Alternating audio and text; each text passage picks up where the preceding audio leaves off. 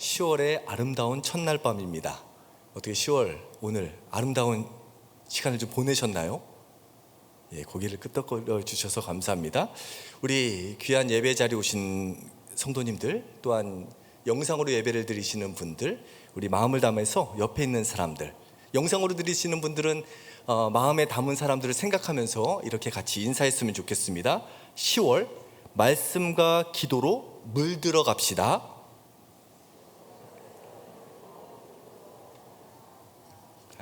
감사합니다. 단풍과 같이 아름다운 색깔로 빚어지는 신앙의 한 달이 되었으면 좋겠습니다. 성지순례를 가면요, 어떤 기적 같은 이야기가 펼쳐졌던 장소 위에 예배당이 세워져 있는 경우들이 많습니다. 대표적인 교회 중에 하나가 우유 동굴교회입니다. 여러분 처음 들어보시죠? 대부분. 우리 개신교 사람들은 잘 안 가는데요, 천주교 사람들은 많이 가는 성지순례 성당 중에 하나예요. 우유 동굴교회란 어떤 교회냐면 예수님이 태어나신 탄생교에서 약 50m 떨어진 가까이 있는 교회입니다. 근데 이곳에는 어떤 전승이 펼쳐지냐면, 마리아가, 성경에 나와 있는 얘기 아닙니다, 마리아가 아기 예수님에게 젖을 물리고 있는데 젖 한 방울이 떨어졌대요. 그랬더니 그 모유 한 방울이 동굴을 하얗게 변하게 했더라. 별로 놀라지도 않으시네요. 믿거나 말거나입니다. 그래서 하얀색 동굴 위에 교회가 세워져 있어요. 그런데 거기는 어떤 속설이 하나가 있는데요, 그 동굴의 그 하얀 가루를요 긁어서 물이나 우유에 타서 마신 다음에 기도를 하면 불임으로 고생하는 부부에게 아기가 태어난다라는 속설이 있어요. 믿거나 말거나입니다. 근데 정말로 신기한 것은요, 그 우육 동굴교회에 가면요, 한쪽 벽면이 이곳에서 그렇게 기도하고 갔더니 아기가 생겼습니다, 하나님 감사합니다라는 쪽지가 한쪽 벽면을 가득 메우고 있어요. 막 10년 동안 어떤 노력으로 해도 안 됐는데 이곳에서 기도했더니 응답 받았습니다 라는 감사의 쪽지들이 많이 있어요. 물론 믿거나 말거나입니다. 저도요, 그 교회를 가끔 가면요, 거기서 이제 제 주변에 불임 가정으로 고생하고 있는 부부를 생각하면서 기도를 했는데요, 몇 가정은 응답받은 경우도 있고요, 몇 가정은 아직도 기도 중에 있는 가정이 있습니다. 저는 이것은 우유교회만의 이야기가 아니라 우리 교회가 그런 교회가 좀 되었으면 좋겠다는 바람이 생깁니다. 그래서 거룩한 빛 운정교회에서 특별히 철야 중에 기도하였더니 우리 불임 가정의 문제가 해결되었더라. 아멘. 지금 불임 가정으로 고생하는 그 나이대 성도님들 안 오신 것 같습니다. 주변에 있는 사람들을 위해서 그렇게 기도해 주셨으면 좋겠고요, 저는 우리의 이 예배당이요, 정말로 불임 가정뿐만 아니라 하나님 안에서 고통스러워하는 이 세상에 어떤 문제를 가지고 하나님을 붙잡고 씨름하는 사람들에게 귀한 응답의 통로가 되는 장소가 되었으면 좋겠습니다. 또 참고로요, 우리 교회 그거 아십니까? 유방암에 걸리셨다가 회복이 되신 성도님들이 많이 계신데 그분들이 자체적으로 모임을 갖고 있어요. 그래서 어떤 정보를 공유해 주고요, 그분들을 위해서 기도해 주는 기도 제목이 있어서 참 신기한 것이, 아직까지 제가 알기로는 유방암에 걸려서 큰 문제가 일어난 경우는 없어요. 혹시 관심이 있으신 분들은 저에게 연락을 주시면 잘 연결해 드리도록 하겠습니다. 성경에 보면요, 이와 같은 기적과 같은 이야기들이 많이 나오는데요, 오늘의 본문도 그러한 본문 중에 하나입니다. 다윗은 지금 사울 왕에게 쫓기고 있습니다. 쫓기고 있는데요, 너무나 신기한 것은 다윗이 라마라는 곳으로 피합니다. 그랬더니 그 소식을 알고 사울이 전령을 보내요. 근데 어떤 일이 벌어집니까? 다윗을 잡으러 간 전령들이 이 라마 나요시라는 곳에 갔더니 거기서 다윗을 잡을 생각은 안 하고 예언을 하는 거예요. 그래서 첫 번째 전령이 그렇게 예언을 하는 얘기를 듣고요, 또 두 번째 전령을 보냈는데 두 번째 보낸 전령들도 가서 다윗을 잡아오던 것이 아니라 예언을 하고 있어요. 세 번째 보냈는데 동일한 일이 벌어져요. 그래서 안 되겠다, 사울이 직접 나가는데 어떻게 됩니까? 사울도 다윗을 쫓아러 갔다가 다윗을 찾는 것이 아니라 하나님의 영광 가운데 거하여서 하나님의 말씀을 대언하는 예언자가 되었던 이야기입니다. 저는 진짜 우리 교회가 이런 교회 되었으면 좋겠어요. 하나님의 임재하심이 충만한 교회. 믿음과 상관없이, 믿음의 횟수와 상관없이, 그 사람의 성격과 상관없이, 그 사람의 노력과 상관없이 어느 누구도 이 자리에 앉으면 하나님의 영광을 경험하는 자리. 저는 우리 교회 예배당이 이러한 예배당이 되었으면 좋겠습니다. 특별히 하나님의 임재를 말하는 히브리어 단어는 쉐키나라는 단어인데요, 이것이 샤칸이라는 동사에서 파생된 단어입니다. 쉐키나, 하나님의 임재, 장막, 거하심이라는 의미가 담겨져 있는데요, 하나님의 임재는 하나님의 역사가 있는 자리에서 이루어지더라고요. 이사야서 6장에 보면요, 이사야 선지자가 우시아 왕이 죽던에 환상을 봐요.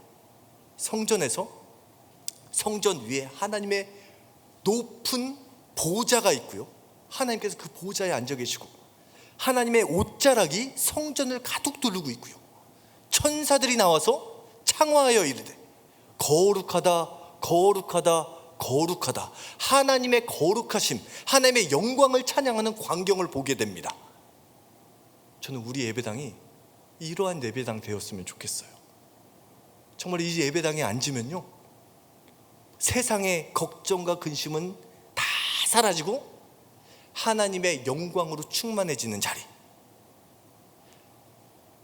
이리로 가야 되나 저리로 가야 되나 고민하고 있을 때 하나님의 영광이 임하고 하나님의 말씀이 임하고 하나님의 뜻이 임하여서 고민하지 않고 하나님의 뜻대로 살겠다고 결단하고 돌아가는 자리. 우리 자리, 예배당이 이러한 예배당이 되었으면 좋겠습니다. 아멘입니까? 아멘 하신 분들은 오늘 이 밤 그러한 은혜를 경험하게 되실 줄 믿습니다.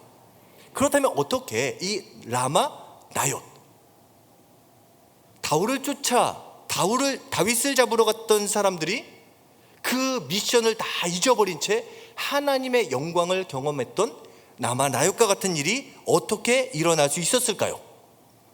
어떻게 라마 나옳이라는 곳이 성령님의 임재하심으로 충만한 장소가 될 수 있었을까요? 오늘 본문을 통해서 세 가지를 살펴보고자 합니다. 첫 번째, 함께 따라 하시겠습니다. 라마 나옳의 역사는 믿음의 한 사람으로 시작됩니다. 라마 나옳의 역사는 믿음의 한 사람으로 시작됩니다. 아멘. 오늘 본문에 보면요, 라마로 가는 두 사람의 이야기가 나옵니다. 18절과 23절입니다. 우리 함께 읽어보겠습니다.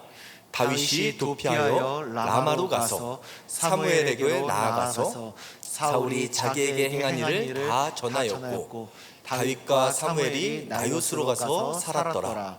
사울이 라마 나옳으로 가니라 하나님의 영이 그에게도 임하시니 그가 라마 나옳에 이르기까지 걸어가며 예언을 하였으며. 아멘. 여기서 반복되는 구절이 있죠. 라마로 가서, 라마로 갔더라 라고 나옵니다. 성경에 보면요, 이 라마라는 지역이요, 특별히 여호수아라는 책에서 처음 등장을 합니다. 정복을 할 때 정복한 도시, 지역 중에 하나 지명으로 등장을 해요. 그런데 그 이전까지는 항상 지명으로만 나와요. 어떤 사건이 기록된 장소가 아니었는데 본격적으로 이 라마라는 지역을 배경으로 이루어지는 사건이 사무엘상 1장부터 시작이 됩니다. 그리고 라마로 돌아간다라는 구절이 계속 반복이 되는데요, 사무엘상 1절과 1장 1절, 1장 19절 말씀 우리 함께 읽어보겠습니다. 에브라임 산지 라마다임 소빔에 에브라임 사람 엘가나라 하는 사람이 있었으니 그는 여로함의 아들이요 엘리후의 손자요 도후의 증손이요 숲의 현손이더라. 그들이 아침에 일찍이 일어나 여호와 앞에 경배하고 돌아가 라마의 자기 집에 이르니라. 엘가나가 그의 아내 한나와 동침하매 여호와께서 그를 생각하신지라. 아멘. 아멘. 사무엘상 1장에 보면 라마 나옳은 어떤 곳이었습니까? 바로 사무엘 선지자의 아버지인 엘가나의 집이었습니다. 특별히 라마 나요시라는 단어는 히브리어인데요. 라마라는 단어는 높은 곳이라는 뜻을 가지고 있는 하나의 지명입니다. 그래서 원어를 보면 라마에 있는 나요스로 갔다라고 되어 있어요. 이 나요시라는 단어는 거처, 처소, 쉽게 말하면 집이라는 의미를 담고 있는 일반 명사입니다. 그러니까 사무엘의 집이 라마 나요스에 있었는데요, 라마라는 곳에 나요스, 사무엘의 집이 있었고요, 그 집은요 사무엘 때부터 살았던 집이 아니라 그의 아버지 엘가나 때부터 살았던 집입니다. 그리고 엘가나가 살았던 이야기부터 라마의 이야기가 시작이 되는 것이죠. 아마도 지대가 높았던 라마라는 곳에 사무엘 선지자의 아버지인 엘가나가 살고 있었습니다. 그런데 이 엘가나라는 사람은요, 성경에 보면 많은 이야기가 나와 있지 않아요. 이 사람은 어떤 사람이냐? 아까 사무엘상 1장에 보면 에브라임 사람 엘가나라고 되어 있는데, 역대상 6장에 보면 이 사람의 족보가 쭉 나오는데 어디 지파 사람이냐면 레위 지파 사람이에요. 그러니까 어떻게 보면 경건한 신앙의 삶을 살았던 사람이죠. 또요, 이 엘가나라는 사람의 특징은요, 아내를 너무 사랑했어요. 여러분, 우리는 사무엘상 1장을 볼 때요, 보통 누구 관점에서 봅니까? 한나의 기도, 한나의 관점에서 봅니다. 그런데 조금 입장을 바꿔서 엘가나의 입장에서 한나를 보면요, 좀 당황스러운 구절들이 많이 나와요. 어떤 이야기입니까? 아이가 안 생겨요. 엘가나에게는 2명의 아내가 있었는데, 한나가 첫 번째 부인이고요, 두 번째 부인인 분인나라고 있었죠. 근데 두 번째 부인의 애를 낳는데 첫 번째 부인인 한나는 애를 못 낳으니까 막 하나님 앞에 간절히 기도합니다. 그리고 뭐라고 막 서원하냐면, 하나님, 나에게 아들을 주시면 하나님께 바치겠습니다. 보통 이런 서원은 어떻게 부부가 논의를 해야 될까요? 아내 혼자 해도 될까요? 여자분들은 혼자 해도 되겠다라는 표정으로 저를 쳐다봐 주고 계세요. 좋습니다. 근데 남편 입장에서는 좀 당황스러울 수 있어요. 아들을 주시면 상의도 안 하고 하나님께 바치겠습니다. 실제로 아이가 생기니까 하나님께 바치겠다고 얘기하는데, 엘가나가 뭐라고 얘기하냐면 당신의 소견대로 하라고. 얼마나 아내를 사랑했던 사람인지. 그는요, 항상 실로에 가서 제사를 드리고 돌아오는 삶을 살아갑니다. 성경에 이 정도의 이야기만 나와요. 그런데 여러분, 이 라마 나요스의 역사는 사무엘부터 시작되는 것이 아니라 엘가나로부터 시작됐음을 우리는 기억해야 돼요. 여러분, 어떤 신앙의 열매를 누리고 있다면요, 그 열매는요, 누군가가 기도로 심어놓은 응답의 결실입니다. 여러분, 지금 어떤 신앙생활에 있어서 뭔가 누리고 계십니까? 잘 기도해 보세요. 잘 생각해 보세요. 우리의 부모님 혹은 우리의 주변의 어떤 누군가가 하나님께서, 성령님께서 기도해 주셨기 때문에 우리가 누리고 있는 것이 많아요. 아니, 우리가 누리고 있는 것은요, 누군가의 기도의 응답이라는 것, 누군가의 신앙의 결실이라는 사실을 기억해야 됩니다. 그래서 이 엘가나라는 사람은요, 그 땅을 변화시킨 하나님의 말씀, 경건의 삶으로 큰 역사를 이뤘던 사람이 아니라 묵묵하게 자신의 삶 가운데 자신의 가정을 사랑하고 하나님의 말씀대로 경건의 삶을 살았던 엘가나로부터 라마 나요스의 역사가 시작되었다는 것입니다. 여러분, 성경에 보면요, 그 땅을 변화시킨 사람들의 이야기가 많이 나오는데요, 대표적인 인물이 보아스와 룻이죠. 룻기에 보면 이 보아스와 룻이 살았던 베들레헴이라는 땅은요, 이 두 사람이 살기 이전에는 아주 황폐한 곳이었어요. 영적으로는 무질서가 황폐했던 곳입니다.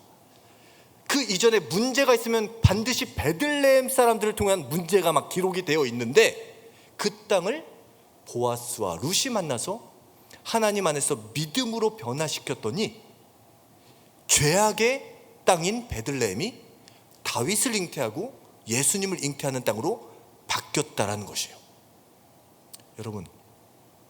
여러분, 오늘 이 자리가 우리가 새로운 생명의 씨앗을 심는 자리가 되었으면 좋겠습니다.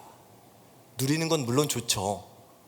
누리는 거 싫어하는 사람은 없습니다. 그런데 우리의 누림은 누군가의 희생의 땀방울, 누군가의 눈물의 기도를 통하여서 우리가 누리고 있음을 반드시 기억해야 됩니다.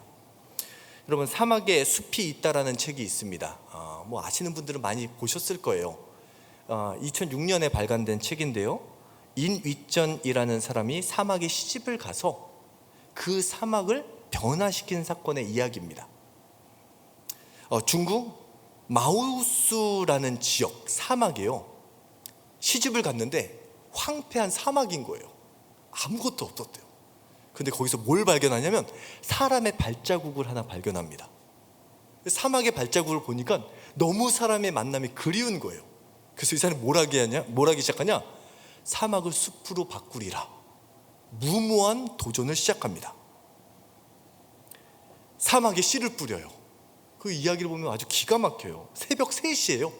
심은 나무들을 찾아가면서 물을 줘요.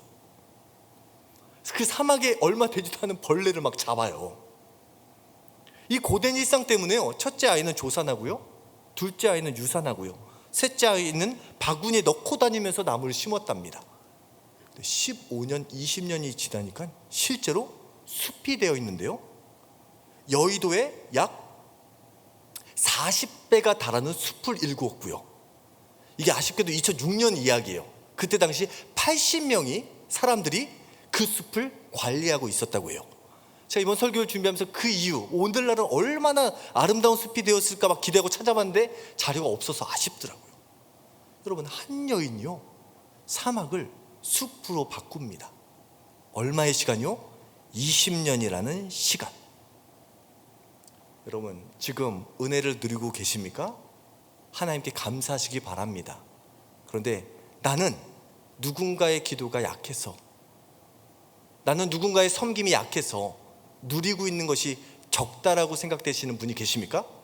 오늘 기도의 눈물, 생명의 씨앗을 심으시기 바랍니다.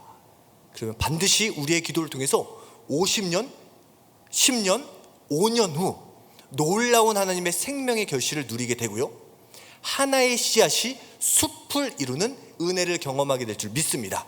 라마 라요스의 역사의 시작은요, 믿음의 한 사람으로부터 시작이 되었습니다. 두 번째요, 함께 따라 하시겠습니다. 라마 라요스의 역사는, 따라 하십니다, 사역자가 아닌 사명자를 통해서 이어집니다.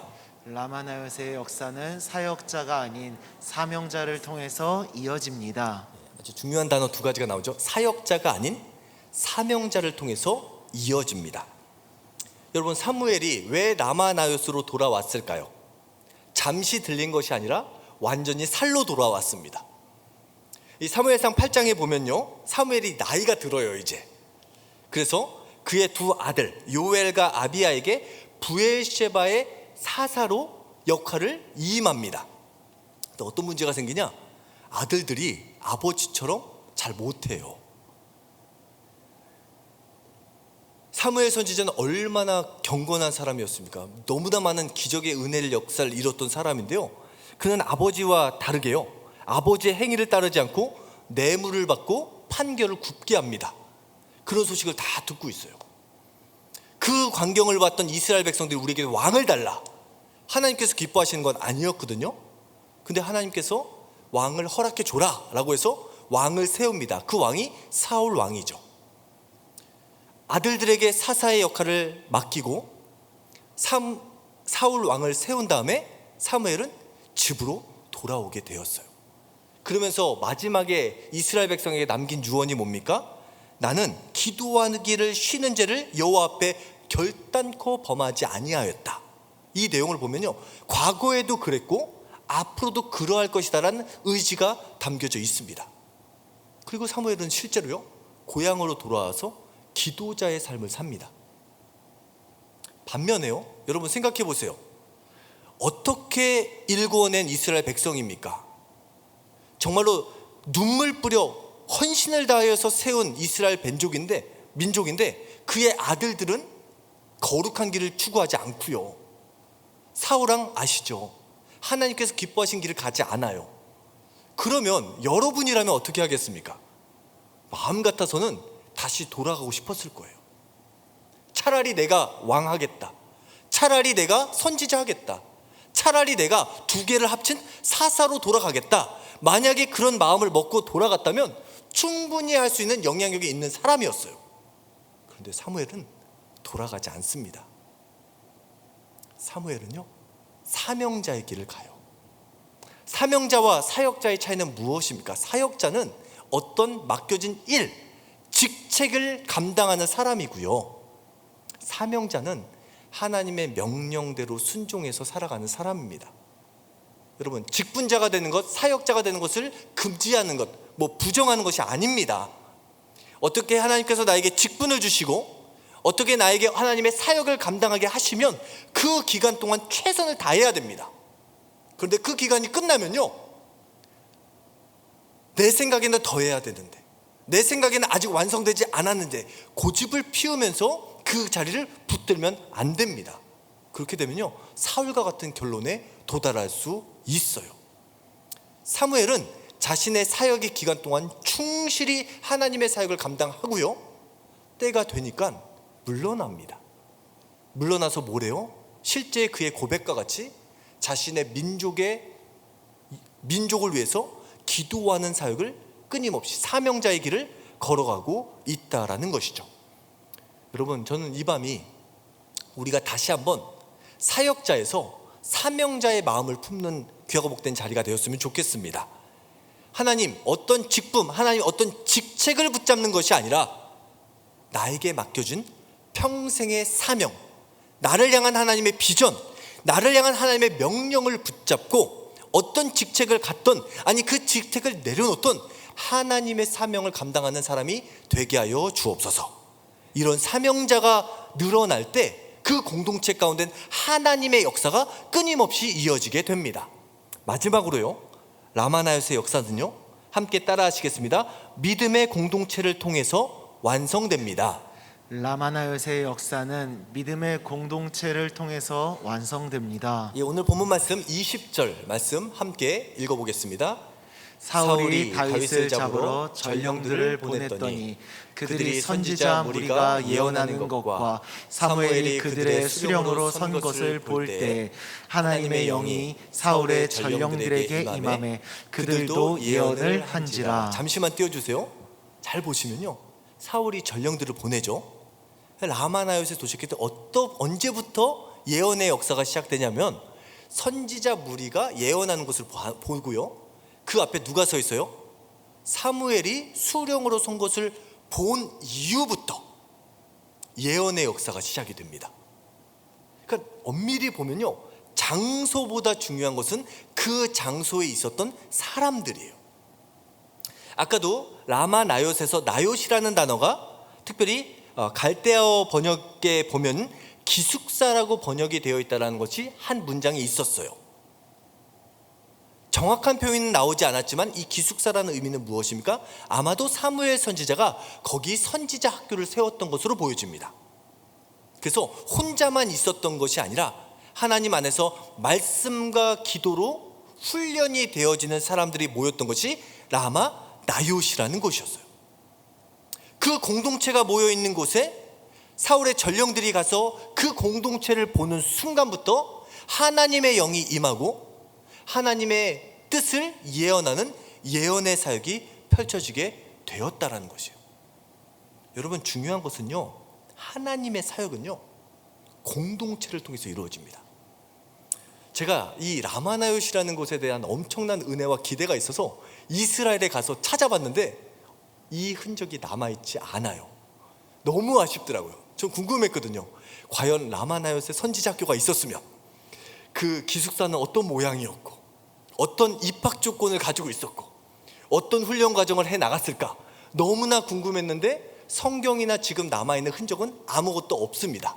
있었다 정도만 기록되고 있어요.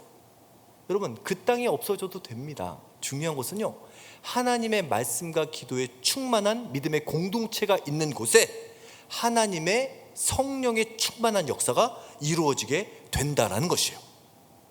여러분, 예수님의 사역의 핵심은 공동체였습니다. 사람을, 제자들을 파송할 때도요, 한 명씩 안 보냅니다. 둘씩 짝을 지어서 보내세요. 기도할 때 주기도문에서 우리에게 어떻게 기도를 가르쳐 주십니까?